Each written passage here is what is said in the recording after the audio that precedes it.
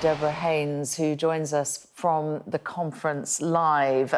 Morning to you, Deborah. Our analysts there saying very polished performance from President Zelenskyy. Is it going to make any difference? His language was so strong, and his most important message that will have been heard loud and clear here in Munich is this idea that there needs to be a European armed forces and that Europe needs to take control of its own destiny. Clearly, this is the kind of thing that we heard the first time Donald Trump was in power, amongst countries like France, really calling for an EU army, which are words that sent shivers down the spine in the UK. But for Volodymyr Zelenskyy coming out and saying it now, making the point as well that he's not talking about divergence from NATO, he's talking about creating a strong European military within the NATO structure. This is key for Europe's ability to have a voice at the table when you're in a world where now increasingly it is power and strength that gets to do all the talking. I thought it was really interesting, the insight that we got from Volodymyr Zelenskyy about these discussions that have been taking place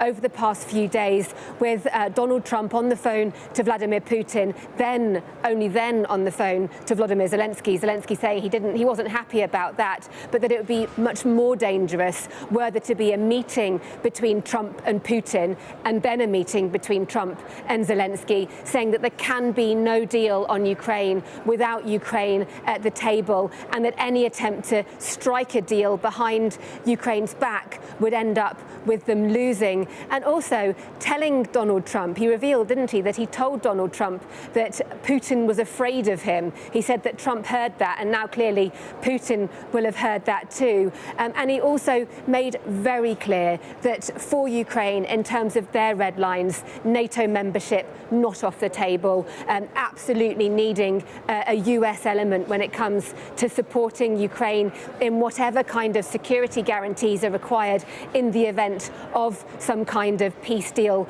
with the Russians. But also, as you were just mentioning then, this clear, stark warning, and we've heard it multiple times from the Ukrainians, of a belief that Russia is building up new military forces. He talked about a force of 150,000 troops, much larger than many European militaries, saying that this summer they're going to be deployed to Belarus, a close Russia ally, under the pretense of training and exercising, but actually then suggesting that maybe they could then move from Belarus and threaten Ukraine again, maybe even threaten Poland or the Baltic states, making clear that the threat is very, very real. And for Europe, at a time when the US is clearly not putting Europe first, that the European governments need to get serious on defence. And just one last point, when he talked about that, we've been hearing so many words from all the different European leaders here, including